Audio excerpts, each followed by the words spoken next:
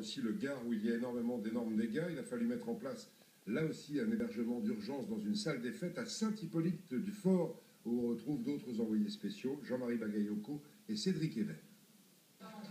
Dans leur salon, la montée des eaux n'a rien épargné. Les meubles, ils ont flotté, ils ont nagé, ils se sont promenés. Hier soir, ce couple de retraités a vu une vague déferler dans son jardin. En quelques minutes, le rez-de-chaussée est inondé. À peine le temps de se réfugier à l'étage. Ça a été d'une violence extraordinaire. On n'a pas eu le temps de réagir. C'est la troisième fois qu'on est inondé et c'est la première fois que ça va aussi vite. On a le temps de rien faire.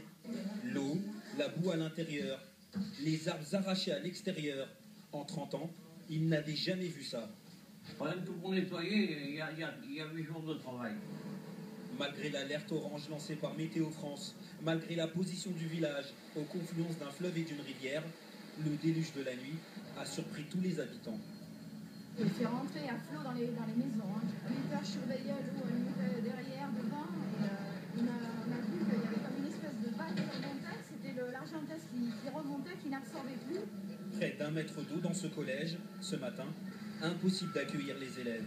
Il n'y a pas de service cantine puisque la cantine a été noyée. Un peu triste de voir leur collège dans cet état parce qu'il y a eu apparemment une coulée de boue. Quelques mètres plus loin, un spectacle de désolation. Il y avait à peu près une centaine d'oliviers dans le jardin, il en reste pratiquement 30-40%. En 1 heure, cet agriculteur a presque tout perdu. Il y a une coupe qui doit faire 500 kilos, que j'ai vu traverser le jardin. Il y a un camping-car qui est passé sous le pont, carrément.